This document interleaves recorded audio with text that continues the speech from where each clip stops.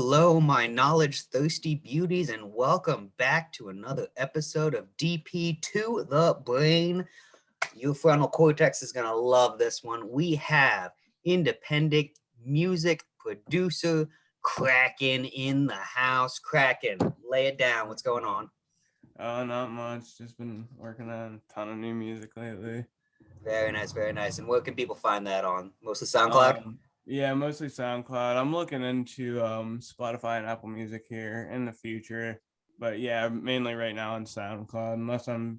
Because I'm going to be signing out to some labels eventually here too soon, so they'll release it on whatever they release it on.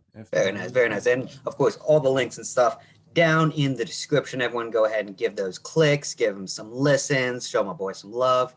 And let's get rolling into it, because I had a nice conversation with the Pimp Lim, which I know you've done crossovers with before, a good friend William Lim. We were talking a little music production, so I kind of have a similar line of questioning for you that I did to him. I guess we'll start out with the basics. In terms of software, Fruity Loops? Yes, that's correct. Fruity Loops. Yep, that's about the standard, and I think that's the answer I'm going to get from every music producer. Outside of that, what other kind of equipment do you rock?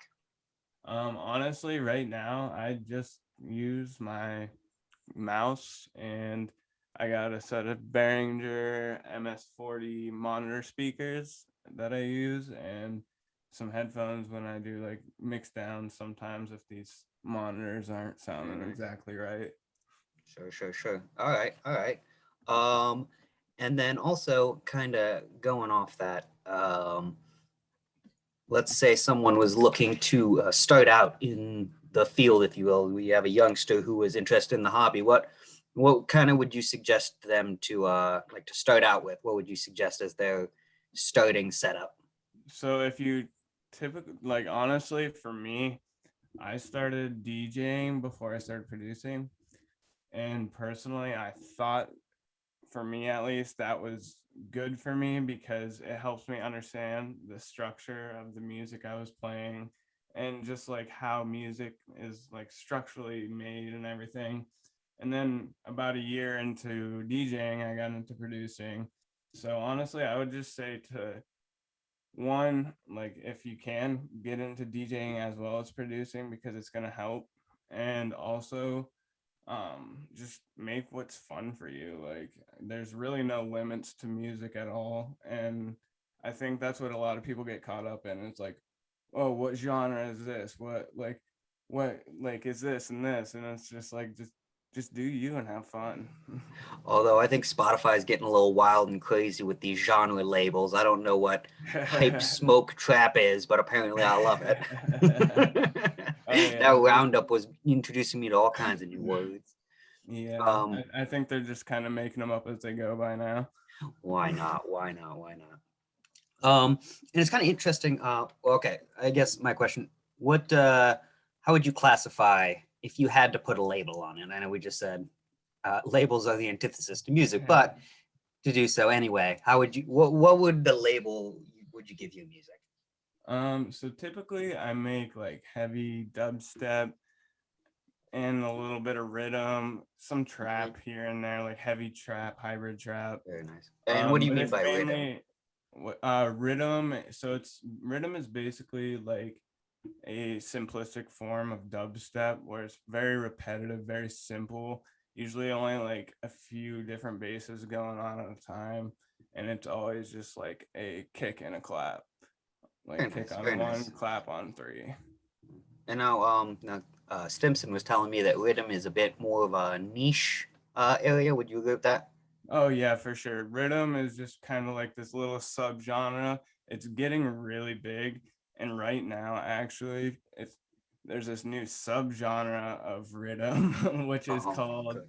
future rhythm, and it's actually a very melodic style of rhythm where it's Hmm. very like colorful basses, and it's becoming very much a trend right now. Personally, I'm not a huge fan. I like the heavy aggressive rhythm, but You're you an OG know, rhythm man. yeah. Very nice. Very nice.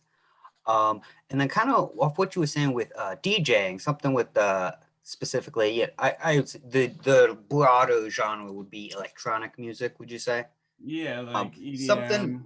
yeah, something about that that I find interesting is um, kind of when you say when you're doing it for a show or whatever, um, like the physical mixing and whatnot. I feel like some artists make kind of more of a performance of it than others. Would you agree Yeah. with that?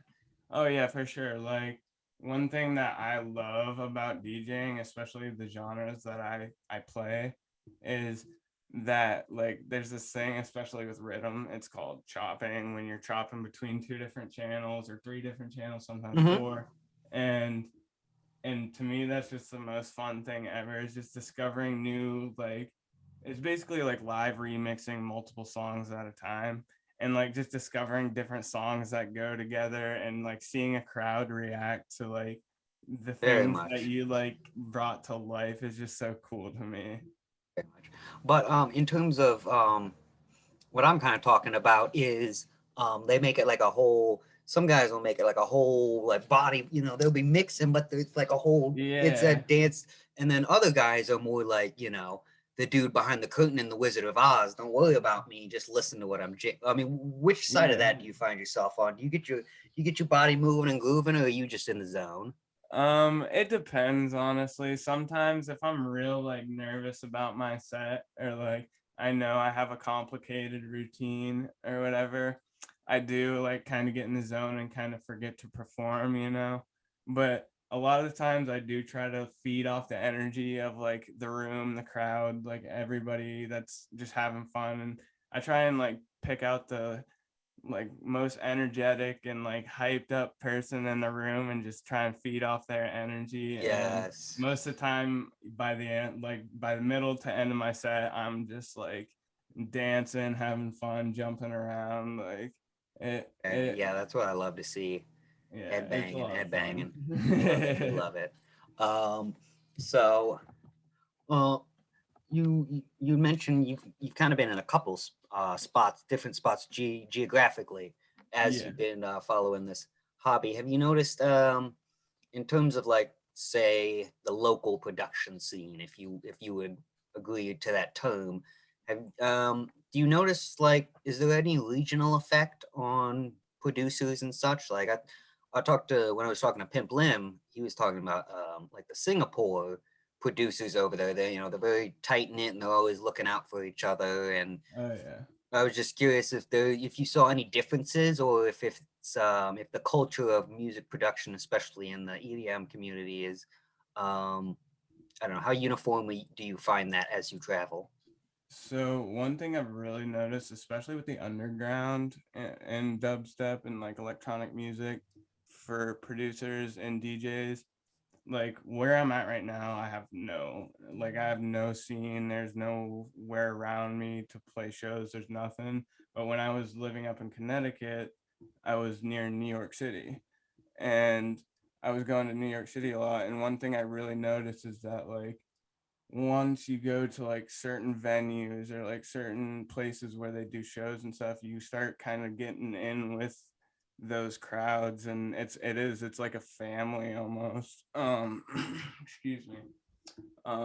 I was with for a while Trigger Collective out of New York City and those dudes were really cool.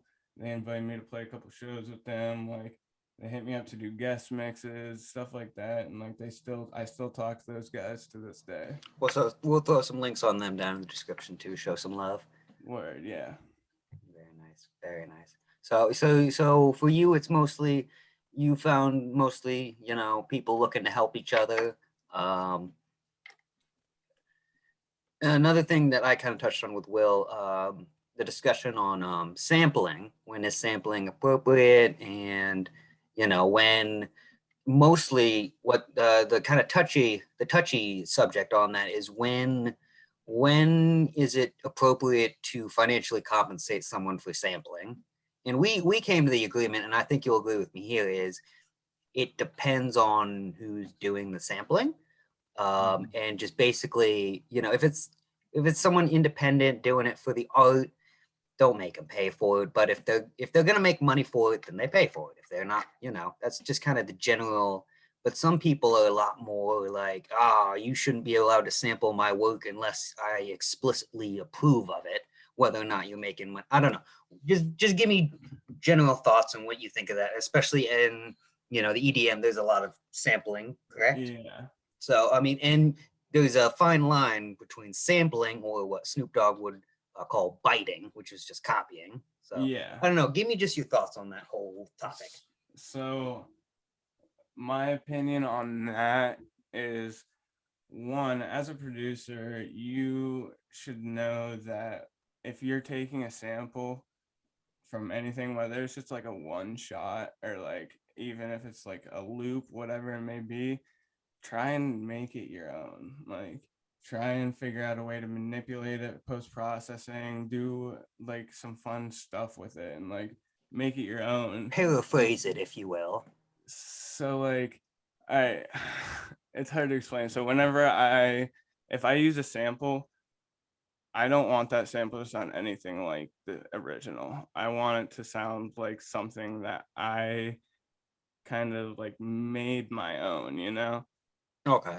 So like I think that if you are clearly using somebody's sample, especially if it's somebody who's not like a huge artist, or like Sure. even some bigger artists, like just like you should have their permission, but as long as it's not like something huge, like you don't really need it. Like if it's just like one like little phrase or something like that, like I don't think it's that big Context of a matters. deal. Context matters a Yeah. lot, is what you're saying. Yeah. Okay, But but like for generally, you think you, it's a good thing. yeah, but for you to like go in and say you heard this rap song from like some underground rapper and it has 500 plays on it. And if you were to go in and take that rap song and remix it and post it and not give him credit or not like ask him permission, then that's messed up. Like stuff like that. Always giving. I mean, I think no matter what the context, you always give credit Oh, for for sure. sure. Yeah. But Yeah. then, I mean, especially when you're talking about, and we were talking about sampling more just like direct copy.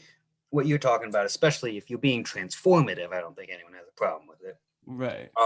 When you have things that are more cut and dry sampling, and it can work if it's like used as an homage to the original, or like I know NBA YoungBoy, he just put out like a remix of the story of OJ, Jay-Z's song, and the beat and all that stuff there was definitely some modification, but it was just very similar, but then like kind of the words and what he was, I don't know, like he was acknowledging it and kind of building on top of it as well. And I know at that level they're definitely paying. Jay-Z got paid for that. I'm not Oh worried about yeah. Jay-Z. I mean, but And he something also like credited him as a remix in the title, correct? um off the top of my head I couldn't probably. Yeah. Well, yeah, exactly. Like I'm sure like, and that's my opinion on it, is like if you're at least crediting somebody for using their like vocals or their drum loop, like a special drum loop that they use, like I don't know, like just any kind of big sample that is gonna like actually be a prominent part of the song, I think you should kind of credit them or at least ask them permission. Sure. Yeah, fair enough. I mean, yeah, I mean, giving credit never hurts. I don't think you can never. Unless, of course, you're buying these samples off like Splice or something, then yeah, they're free to use to you. Oh, yeah. I would. Well, I mean, I think, even at some point you might have to give. You might even put out that, hey, I got some of these. I think you even give them a shout out for that. Yeah, You and don't like I necessarily. said, even when I use like Splice samples, I try my hardest to not make them sound anything like the original, like Yeah, use yeah. my own. You were very transformative with your sampling. Exactly. Awesome, awesome. Um, as an independent creator, independent artist, as of now you said you might have some things going on in the future, but like how much do you think about your branding and your marketing and that kind of stuff, or or do you just kind of focus on the product and all that'll come if you have the right content? Where are you on that question? So that is something I've been focusing on a lot recently, actually, like very recently, Mm-hmm. because before now, honestly, I have just kind of made music and I wanted like a name to go with my music. I didn't really like see it as a brand or like as a company almost. Mm-hmm. And now recently I've been kind of laying things out for my future and actually like setting plans and setting goals and like actually taking my branding seriously and actually figuring out how I can make it just more than just music, you know. And Sure. like sure, the music aspect is to me the most important part, but I also want there to be something behind the music as well. Definitely, definitely. And now That's I don't want you to give me your whole Krabby Patty secret formula here, but what's one specific example of ways you've been looking to broaden your reach, if you will? well, one, I've definitely been looking into some merch hopefully soon. Ooh. Two, I've also been just kind of laying out like a map of business like plans for my brand for Mm-hmm. the next 10 years actually. Oh So wow, that's good. it's been a process and I'm definitely not done with it, Yeah, but it is definitely something that I would recommend anybody who is in any kind of industry that they want to take seriously and like starting their own brand or company or anything. And I can shout out my girlfriend Hannah for yeah. helping me out with that and like teaching me about that, laying out that 10-year plan because Uh, Elaborate a little bit on that if you wouldn't mind. so she actually is just like she's a businesswoman. Like that's just who she She's got a is. spirit of entrepreneurship in her. Yeah, she just Wonderful. knows how the hell everything runs. She knows like what she needs to do to be successful. And just as of recently, like she's always tried to like kind of teach me these things, but as of recently, I haven't really been looking at my music as a company. It was always just like me making music. Sure. um but recently she's been kind of pushing me to like do that and like treat it more as a business, and I've like realized how much that can actually help me like get my music out to more people and reach more of Sure, an for sure. audience. And my whole goal for my music is to just reach as many people as I can and hopefully make somebody feel something. And you know, I kind of feel for the other side of it too, because I wish branding and marketing weren't so important. I wish we could just focus on the I mean, even for this show itself, I mean, I don't exactly have the highest of production values yet, um, but I'm just focusing on trying to have the best content I have.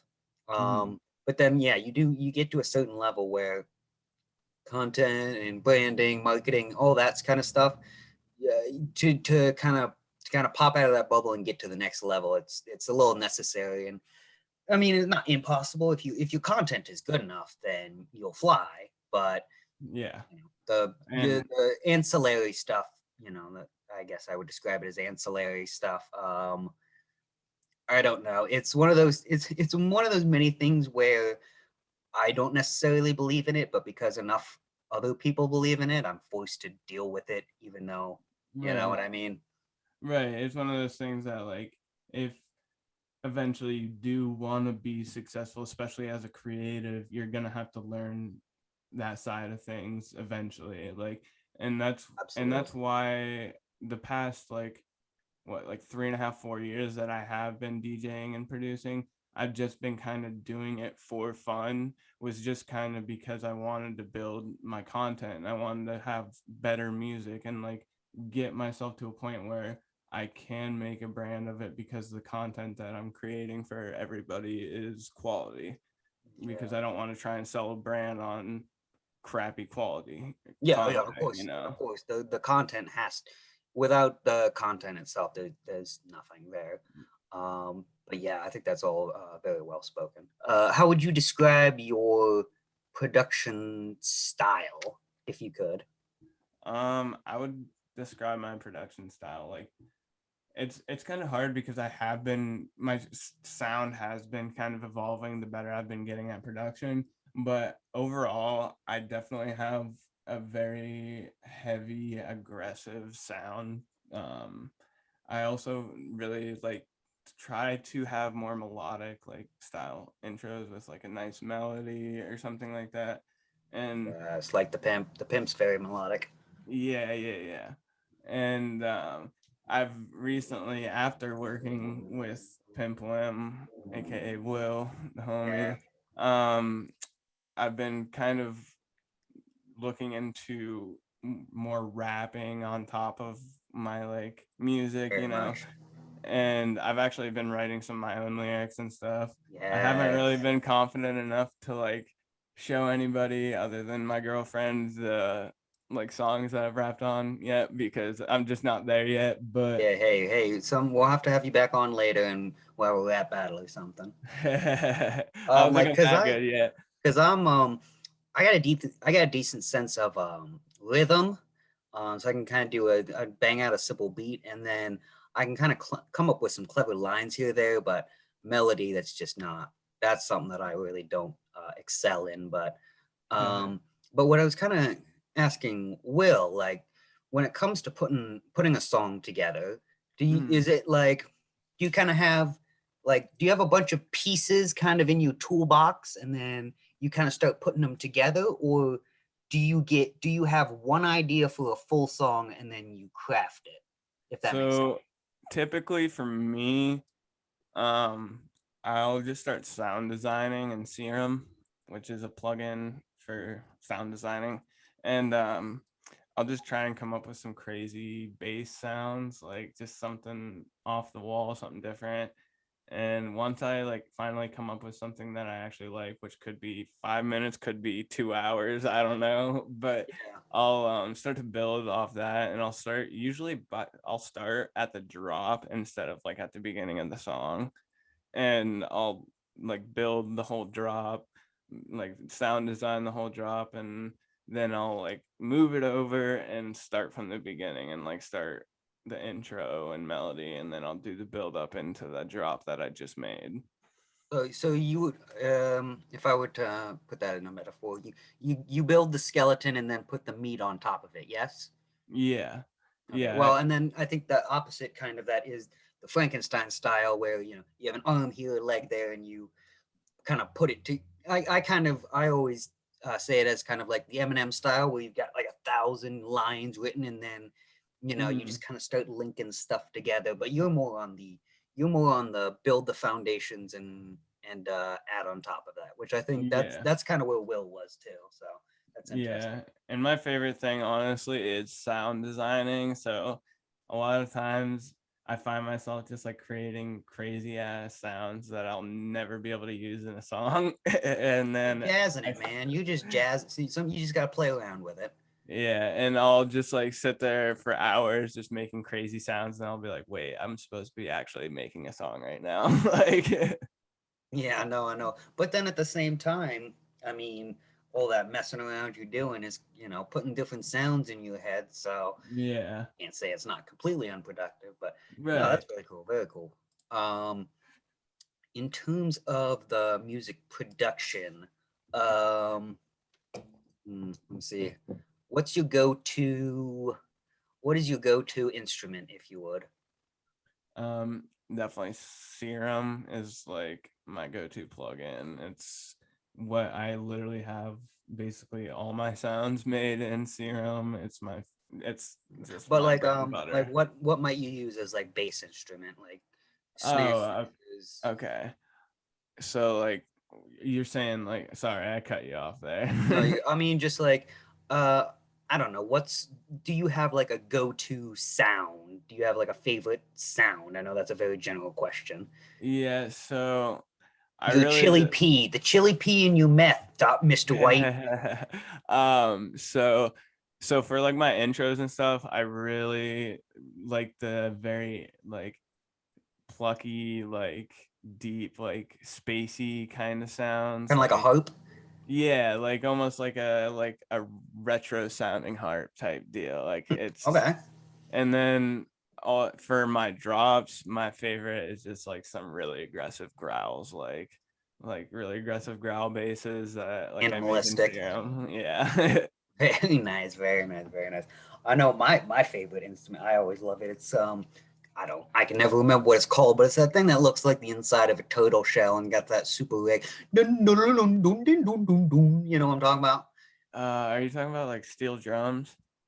I don't know, maybe it looks like the inside of turtle shell, and you bang on it with like little soft mallets, and it's like super. Yeah, I think it's steel drums you're talking about. Sure, I don't know, but I always, I always love Steel that drums are dope. instrument, man. My high school actually had a steel drum band. Oh my! I I did was not in percussion. it though. I did percussion in middle school, but they kept sticking me on like the xylophone and all that stuff. And I'm like, that's not. I'd rather just play the piano if I'm gonna do that. Yeah, I did band up until like 7th grade. Then I quit because I got made fun of for it. And I now just I regretted it so much because that would like be so much further in my music knowledge. yeah, sometimes I regret it because I mean I appreciate, I don't know, I liked some of the stuff I was doing, but you didn't really get to, especially with percussion, you didn't really Yeah. you just kind of got assigned. So I ended up a lot of times on the bass drum, which is so you just boom, 4 bars, boom, and I'm like, well, this isn't very fun.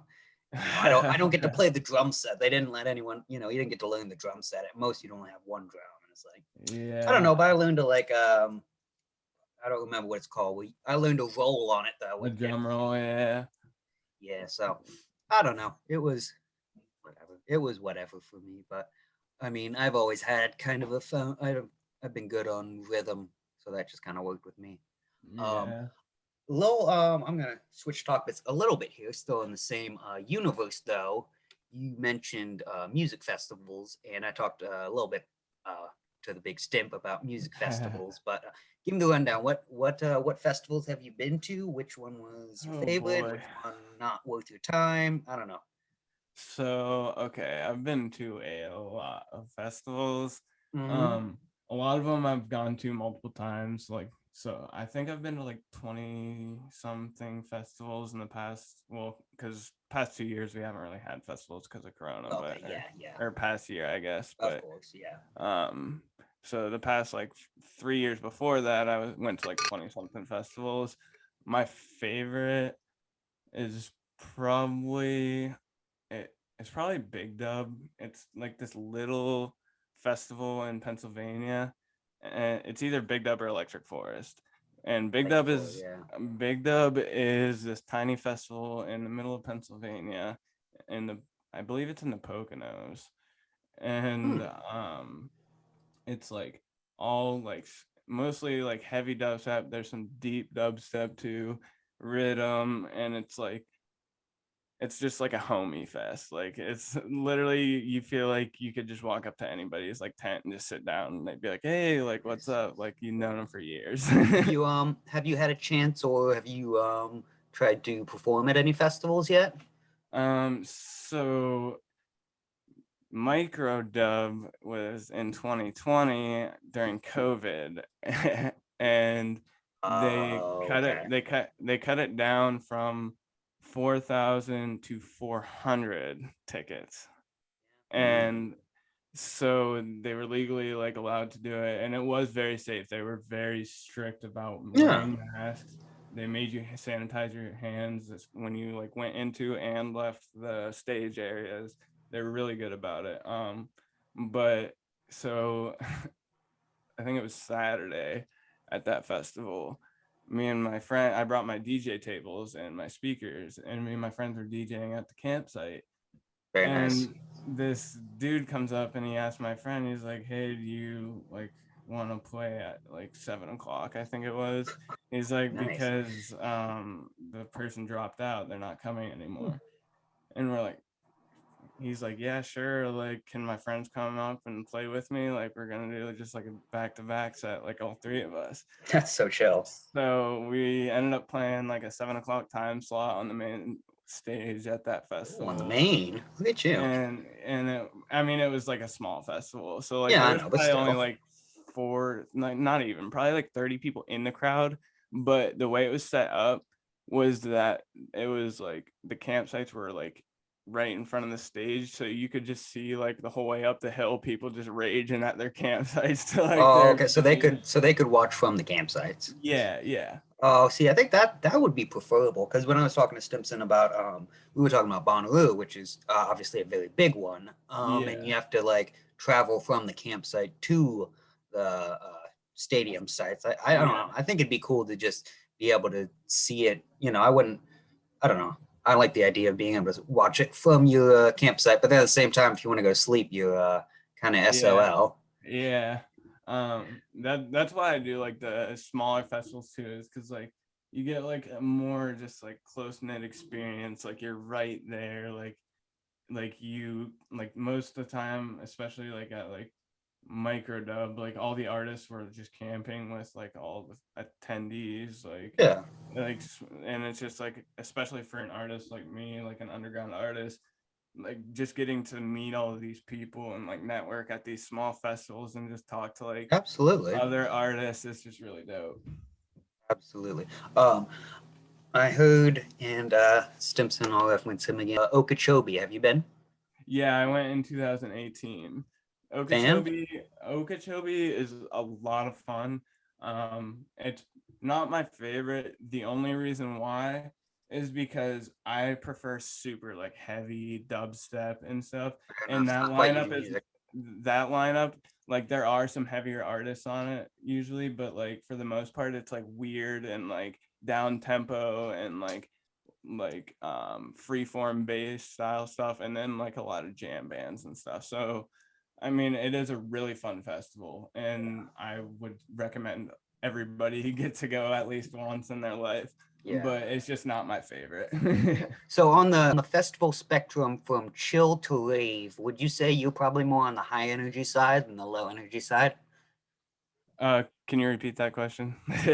In terms of like chill festivals to like super hype rave festivals, would you say Hmm. you're probably on the more hype high energy side? When it comes to the music, yes. When it comes to the crowd, I like it like right in the middle. Like, like A little bit, but I, not wild. yeah, like I like a wild crowd. Like when you get up towards the front of the crowd, there's pits and stuff like that. But then you can go in the back and chill with like random people, and they're just hanging It does. out. You don't have to. Okay, yeah, because Stimson is a little bit more on the chill side. I think that's why he prefers Yeah. an Okeechobee, and why you might prefer something more like an Electric Forest or a. Oh yeah. So remind me again what that one in Pennsylvania was called. Big dub. Big Dub. Big Dub. I also really like, for the music side of things, Lost Lands. It's literally the dubstep Super Bowl. Like when it I comes have to the heard of it. music, and not just the festival experience, but the music itself, Lost Lands wins it for me every Very time. nice. Very nice. In terms of music, for me, I think personally, I would love to go to Rolling Loud. That's a little bit Yeah. more down my alley in terms of I love rappers and all that stuff, but that's also a little bit more. I've heard that festivals can be a little bit rougher, for lack of a Yeah. better word. Yeah, they get a little ratchet down at Rolling Loud. Well, hey, they got it. They got one in Portugal, and all drugs are legal in Portugal. Oh lordy. I also Oh lordy. suggest that everybody at some point in their life go to Electric Forest too. That's a life-changing experience. Where is It's that located at? That's in Michigan. That's in not Grand Rapids. It's near Grand Rapids, Michigan. I know that. Okay, okay. But it's literally like the lineup is not, it's kind of like an Okeechobee lineup, but the experience you get there is insane. Like I've been there 4 years, and it like there's still stuff there I have not seen. Like it's Very just nice. crazy. Like it's Yes, just and a crazy experience. they have good, which is very important. They have good staffing, security. They keep it clean. Those are, from what I understand, those are your keys to a good festival. You gotta have good security.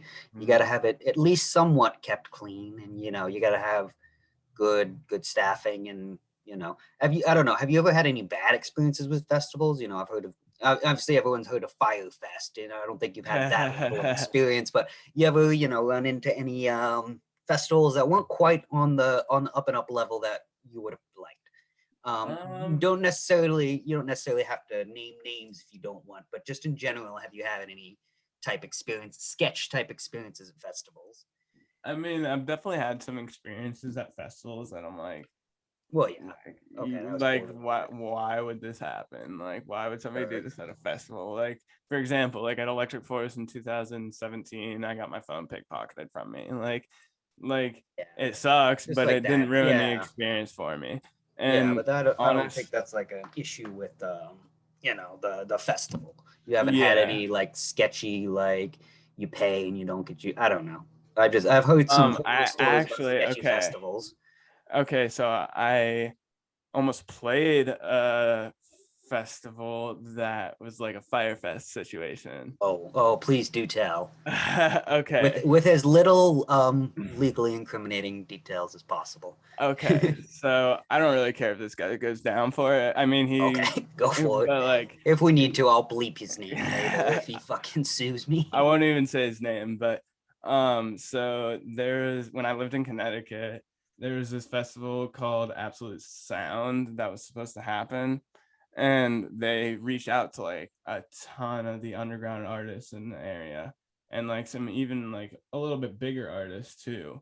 And we're Mm-hmm. like, hey, like we're doing this festival in August. This was back in 2019, I think. Okay, so this And was no before Corona and all that jazz. yeah, so and they were like, yeah, like we're doing this festival in August. We want here's the tickets. Like this is how much they are a piece. And in order to like actually get your time slot, you have to sell 5 tickets.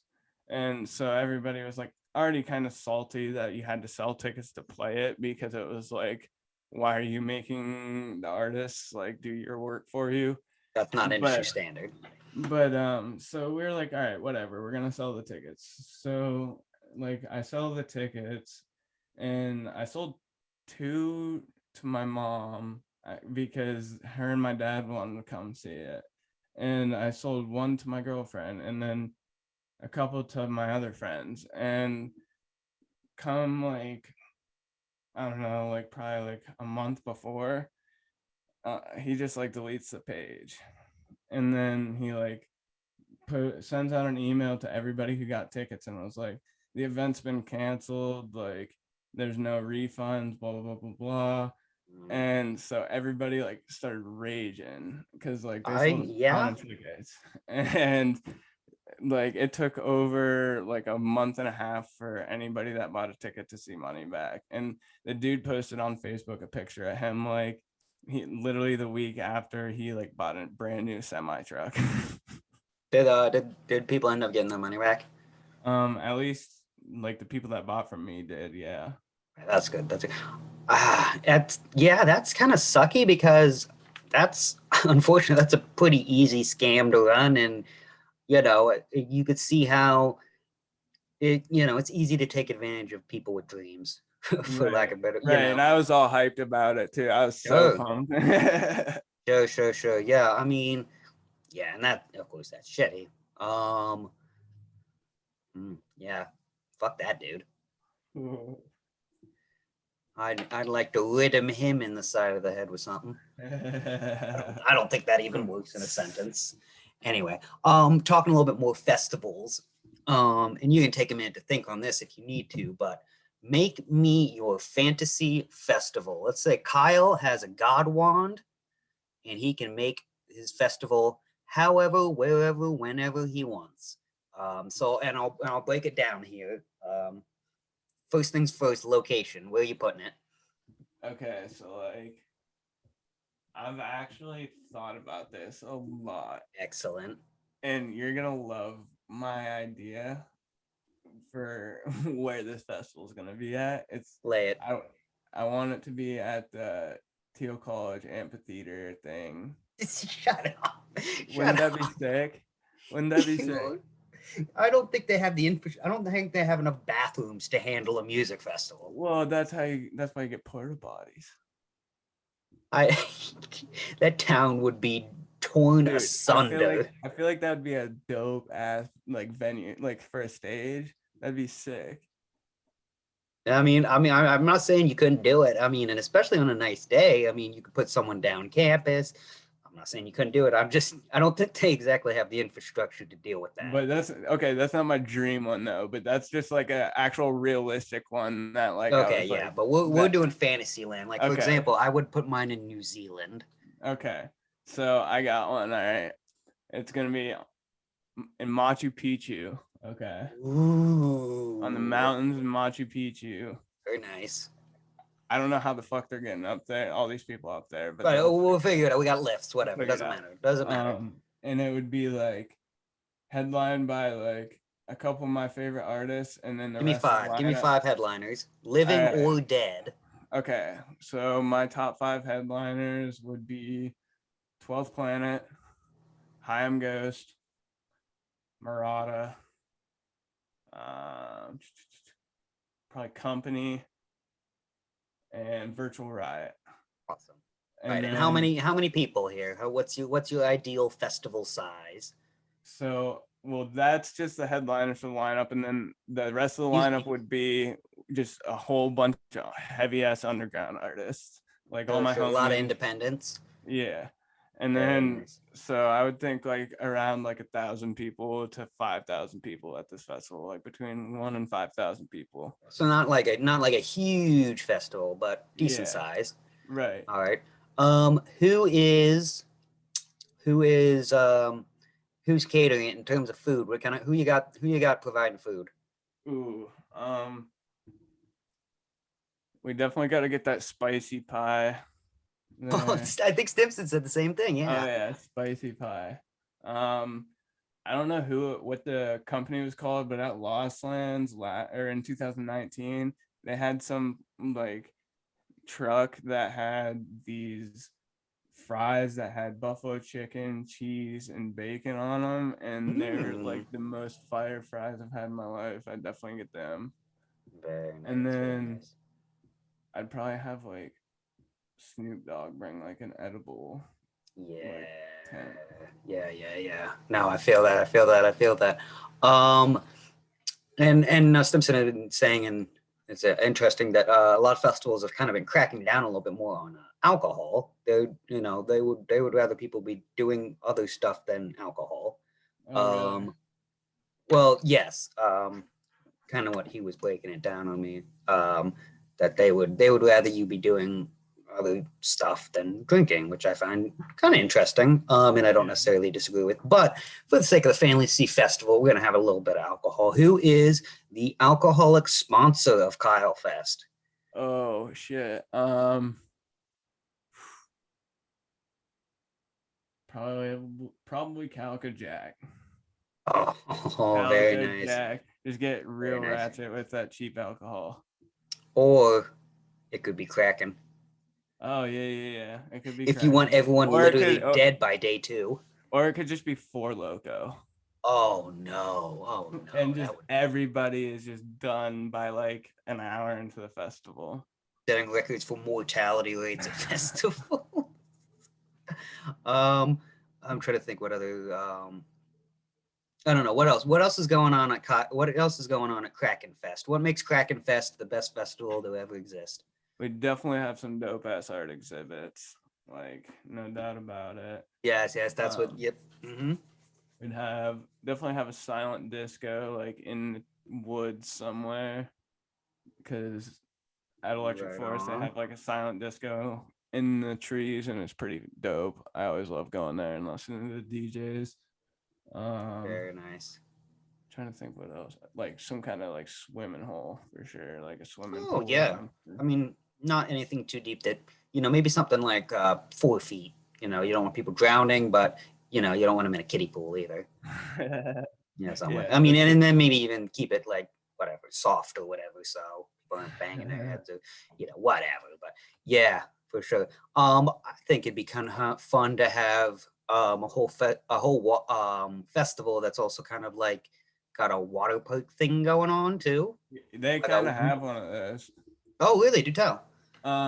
So I've never been, but it's right here in Pennsylvania, actually. It's called Camp Bisco. It's ran by the Disco the name Biscuits. rings a bell. It's the Disco Biscuits Festival. It's like a lot of like electronic music and like jam bands and stuff. But I've heard good things about it, but I've also heard don't camp there because it rains every year and it's on the side of a mountain. And I guess Oh yeah, like yeah, yeah. I guess multiple years in a row, people have like their tents and stuff has slid down the mountain because it was like a mudslide. Oh, well, I mean, you want to be on top of Machu Picchu. You ain't got no room to talk. Well, someone rages too hard and they're going 6 stories off the side. You're gonna have a hell of a fencing, my man. Oh yeah, that's true. Let me see what else I got on the old. I mean, that's about most of what I get through. I have a fun little list of questions here that I like to have people pick one of to end us off here. So if you would not mind, my friend, could you do me a favor and pick a number 1 through 50? 21. Okay, and I forgot to tell you which ones not to pick, so that's good because there's some. All right, anyway, this one's it's a quick one, it's a short one, but it's still a thinker.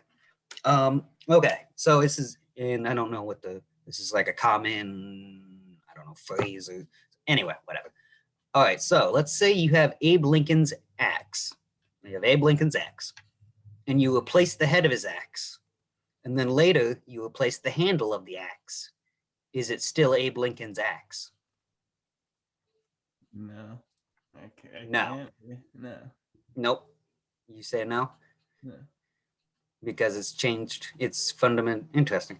Yeah. What would I say? A whole new axe. Yeah, I probably agree with you there. Yeah, but it's kind of touches on me. Will, we're talking about like cybernetic and genetic enhancements and such, and just kind of the question of when does it cross the line between human and not human? So like if you got a RoboCop with a human pinky toe, is that still a human? Probably not. No, I feel like it has to be over like 50% human to be like. But is it based on like matter percentage, or what if it's like just the brain? Well, yeah, that's true. Because like your conscious is what makes you like. I don't know. I feel like if you have like a conscience and you have like a brain, and then at least like you're like at least including your brain 50% human, then that considers you human. Well, I think then the question breaks down to where exactly you think in the human body the soul, if you want to call it, soul, consciousness. We'll put those kind of all into one. The non-physical you is just a question of, I guess, where that lives. Is it throughout the body? Is it the mind? Is it the heart?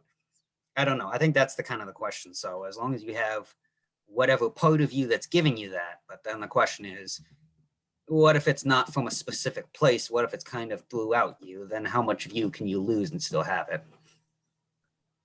That's a really tough question. I know. That's why I love these. That's why I have these kind of questions here. I don't know, because like I've always felt like part of like existence, like part of like who you are is like not even inside your body. It's part of the universe. So like I feel like almost as if like your soul can almost not be inside your body. Like it can be a part of the universe that is just like projecting itself into your body. Like so maybe I'm trying to think toward this. So you would say maybe the self or the soul is in many ways represented to all your how you connect with everything else in the universe. It's more like a reflection off of everything else than like am I kind of on a yeah, kind of. So like I don't know. I personally believe that like when you like die, you like I believe in reincarnation, but I also believe that once you reach your final like form, whatever that may be, that like when you do die after that lifetime, you end up as part of the universe instead of like I don't know how to explain it, like as part of the universe instead of like some people believe you go to heaven, or some people believe you like turn into a spirit and just like roam a different realm, or like some people like believe in like just like indefinite reincarnation. Like you just keep coming back as something different. And So you would maybe say that, once the soul, the non-physical you, reaches the terminal point in its life, so the journey is, the life of a soul is actually many lives, but right. once it hits that terminal point, it dies and decays back into the universe, almost like a dead animal back into the earth. Yes, pretty much. Yeah. The principle of conservation of matter also can apply to energy. So the universal energy that we have inside us, it's not created or destroyed, so it has to go somewhere. So once that journey is complete, it would, kind of, the energy would return itself to the universal pool to be redistributed elsewhere. Yeah. And like, That's an yeah, interesting. No, that's an interesting take on. I mean, yeah, because yeah, that's a very interesting take, because kind of what the other two, what you were saying, the infinite reincarnation, or the heaven hell afterlife idea, you kind of uh it very much follows the idea that it's all just one solid thing, yeah, where I think what we're talking about, where a soul is changing and evolving through multiple lifetimes and eventually being returned back, um, is more kind of realistic to the reality we have now, where everything's made up of like cells and atoms and such, rather than one uniform block of matter as we like to think of things. Would you right. say that's kind of an accurate description of where you're at? Yeah, yeah. Very nice, very nice. Um, well, I think this has been a really good, fun time. I've had a good time. Yeah. Is there anything else that you think is interesting you want to put out there to the universe, my man? What are some Um, thoughts? I mean, it was nice catching up with you. I haven't seen you in a minute. And also like, I got a lot of new music coming. I got like a lot of new Hit music that coming. description, people. It's gonna probably take some time for it to all get out to the public, but it's coming. And I have just a lot planned for my future. I'm moving to Colorado, so I'm hoping to get in with the scene there, and we're just gonna see where life takes me. Hopefully, you guys can be along with this journey. Well, I hope we get to keep having you back on, and we can kind of chronicle and go on that. We can go on that journey together. How about that? That sounds good to me. We'll both hit the ramp together. But anyway, yeah, really good conversation. We'll definitely have you back on. Um, right now, because of technical and financial limitations, I'm limited to one-on-one conversations. But once I get to bigger stuff, definitely we'll have to have you and Will, and I got a couple of other independent music people that I'll be talking to in the next couple weeks. So I like comparing and contrasting. That's why I've been asked, local scenes and all that stuff. So I think we could get a really cool roundtable going on independent music production and artists and that kind of stuff from different genres. Will's a bit more hip hop rap. We got You the Rhythm Man. I haven't talked to one of the members of Wobble Goblins is going to be on in mid-April. That's a new group out of Columbus, Ohio. So I don't know. Maybe we have some kind of competition at some point. But awesome conversation. The man Kraken is on SoundCloud. He's got social media. Give him follows, give him listens. Like I said, every link worth clicking on is going to be down in the description. So I hope we have some nice full frontal cortexes today. I know I had a great conversation here. Love the show, by the way. Enjoy it myself. Dad, yeah, man, that's all I got. So thank you everyone for listening. Thank obviously Kraken for being on and taking the time out. And we will see you all soon.